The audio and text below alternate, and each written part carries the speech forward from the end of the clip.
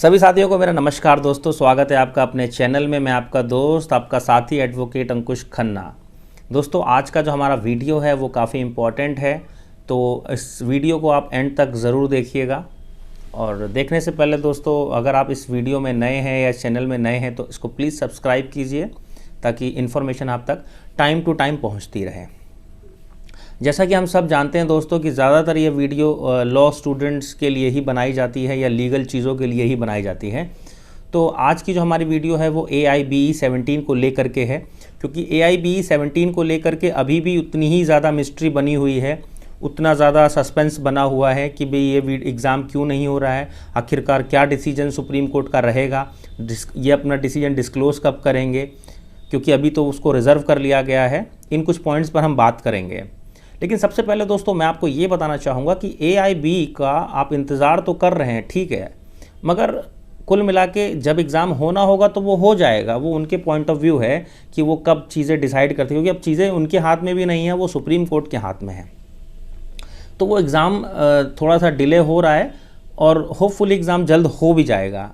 आप अपनी तैयारी पूरी रखिएगा और तैयारी के साथ कहीं कुछ कॉम्प्रोमाइज़ मत कीजिएगा कि भाई एग्ज़ाम नहीं हो रहा तो आपने तैयारी छोड़ दी, क्योंकि एग्ज़ाम ऑल ऑफ सडन कभी भी आपको नोटिफाई कर दिया जाएगा, नोटिफिकेशन आ जाएगा कि भाई ठीक है आप रजिस्ट्रेशन कराइए और एग्ज़ाम फलाना डेट को है आपका, तो उस केस में फिर आपको प्रॉब्लम हो सकती है।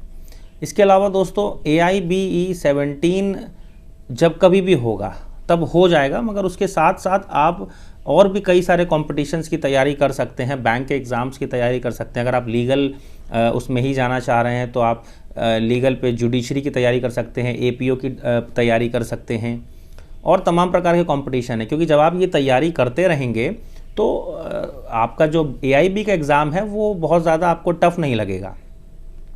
एग्ज़ाम वैसे भी टफ़ नहीं होता है, अब नहीं पढ़ने वाले के लिए सब कुछ टफ़ है, जिसने पढ़ा है उसके लिए कुछ भी टफ़ नहीं है। सिर्फ़ और सिर्फ आपको एग्ज़ाम्स में ट्रिक्स यूज़ करनी होती हैं। मैंने आपको ये भी बताया है मेरी प्रीवियस वीडियोस में कि एग्ज़ाम को आप 7-8 दिन की तैयारी के साथ भी निकाल सकते हैं, बशर्ते आपने पूरे साल कुछ ना कुछ उसके बारे में पढ़ा होना चाहिए। अगर आप ये सोच के एग्ज़ाम देते हैं कि ये ओपन बुक एग्ज़ाम है, हम तो पास हो ही जाएंगे, तो वो आपका कॉन्फिडेंस नहीं, वो आपका ओवर कॉन्फिडेंस है। खैर, अब हम बात करेंगे कि हमारे लिए गुड न्यूज़ क्या हो सकती है, हमारे लिए एडवोकेट्स के लिए क्या, नए एडवोकेट्स के लिए गुड न्यूज़ क्या हो सकती है। तो जैसा हम सब जानते हैं दोस्तों, हमारे नए चीफ जस्टिस जो अपॉइंट हुए हैं, जिन्होंने शपथ ली है, DY चंद्रचूड़ जी, वो 50वें हमारे चीफ जस्टिस हैं, चीफ जस्टिस ऑफ इंडिया हैं, जिन्होंने अभी शपथ ली है। और उन्होंने एक अभी हाल ही में सैटरडे, मतलब ज़्यादा पुरानी बात नहीं है, सैटरडे की बात है कि बार काउंसिल ऑफ इंडिया ने एक चीज़ ऑर्गेनाइज़ करी थी, एक मीटिंग ऑर्गेनाइज़ करी थी और उस दौरान उन्होंने उनको इनवाइट भी किया था। तो इनविटेशन के दौरान उन्होंने कुछ ऐसी बातें बोली हैं, हमारे जो DY चंद्रचूड़ जी हैं, चीफ जस्टिस ऑफ इंडिया, जो हमारे फेवर में है। सबसे पहले उन्होंने इस बात को ध्यान में रखते हुए बोला है कि भाई जूनियर एडवोकेट्स, क्योंकि उस मीटिंग में सभी लोग अवेलेबल थे, एडवोकेट अवेलेबल थे, बार काउंसिल ऑफ इंडिया की टीम अवेलेबल थी और साथ के साथ हमारे चीफ जस्टिस भी अवेलेबल थे। तो उन्होंने इस दौरान एक बात ऐसी बोली कि भी जो जूनियर लॉयर्स हैं, जो लॉ करते हैं, एग्ज़ाम भी पास कर लेते हैं, मगर उनको एक सिंगल मनी यानी सिंगल पैसा कहीं से नहीं मिलता है। वो प्रैक्टिस भी भरपूर करते हैं, पूरा समय भी देते हैं और उसके अलावा वो जैसे जैसे उनके सीनियर्स बोलते हैं वो सारे वो काम करते हैं, मगर बावजूद उसके उनको ना तो कुछ पैसा मिलता है कहीं से, ना कोई एक्सपेंस दिया जाता है और उनके साथ जो बिहेवियर रहता है वो भी ठीक नहीं होता है। मतलब एक जूनियर लॉयर को आप इस तरह से कैसे ट्रीट कर सकते हैं? इस तरह, ये मैं नहीं बोल रहा हूँ, ये ऐसा उन्होंने बोला है chief justice of India DY Chandrachud ji ने जी। तो अब अच्छी बात यह है कि भाई हमारे लिए या फिर जूनियर लॉयर्स के लिए ऐसी बात अगर बोली जा रही है, एटलीस्ट उनको कुछ सैलरी, कुछ स्टाइफन तो मिलना चाहिए। अब बहुत से एडवोकेट, क्योंकि अगर आप एक अच्छे एडवोकेट या अच्छी अर्निंग चाहते हैं तो ज़्यादातर लोग सोचते हैं कि यार हम दिल्ली, बेंगलोर या फिर चेन्नई या फिर ऐसी सिटीज़ में, मेट्रो सिटीज़ में जाएँ जहाँ पर अर्निंग अच्छी हो। अब सबको ऐसी चीज़ें नहीं मिल पाती हैं, सब इस तरह से शिफ्ट नहीं हो सकते हैं। अब अगर यूपी से कोई लॉ कर रहा है या वहीं प्रैक्टिस कर रहा है तो वो वहीं पे करेगा।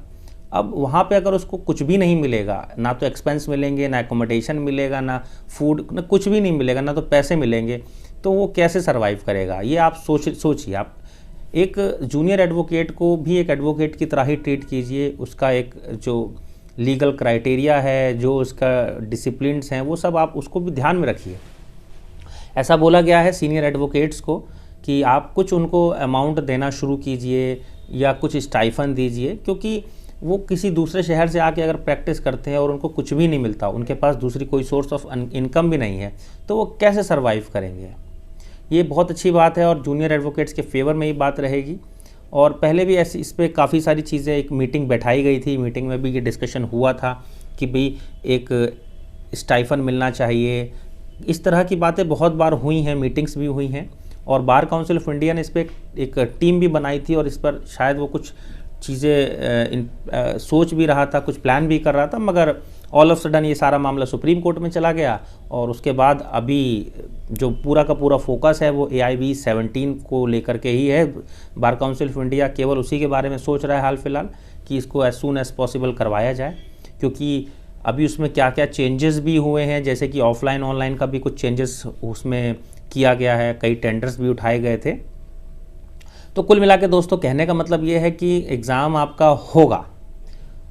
बहुत से एडवोकेट्स हैं जो ऑलरेडी रजिस्ट्रेशन करवा चुके हैं अपना, यानी कि वो एनरोल कर चुके हैं अपने आप को किसी भी पर्टिकुलर स्टेट के अंदर। अब उनके अंदर ये कन्फ्यूज़न बना हुआ है, यार मेरा तो एनरोलमेंट हो भी गया है, एक्सपायरी भी 2 साल की है इसकी, अब 2 साल के बाद मैं एग्ज़ाम दे पाऊँगा या नहीं दे पाऊँगा। तो देखिए, मैं आपको बताना चाहूँगा, बहुत ही क्लियर पिक्चर है। जब एग्ज़ाम आपने एनरोलमेंट करवा लिया है और एग्ज़ाम आप नहीं दे पाए हैं, उसमें आपका तो कोई फॉल्ट है नहीं, fault bar council of India का है, क्योंकि एग्ज़ाम कंडक्ट नहीं करवाया गया है। तो आपको कहीं ना कहीं इसका बेनिफिट मिलेगा और आप एग्ज़ाम के लिए एनरोल कर भी सकते हैं। रेस्ट आप वेट कीजिए कि एग्ज़ाम कब होता है, अपनी तैयारी भरपूर रखिए। मेरी तरफ से सभी को ऑल द बेस्ट, अच्छे से एग्ज़ाम दीजिएगा। जब कभी भी नोटिफिकेशन आता है, बस आपको तैयारी अपनी रखनी है।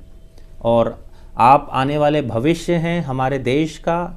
एक जुडिशरी बॉडी एक बहुत ही स्ट्रांग बॉडी होती है, हमें एकजुट होकर के काम करना होता है, बड़ी ईमानदारी से काम करना होता है और हमें एक सबके साथ मिलकर काम करना होता है इसमें।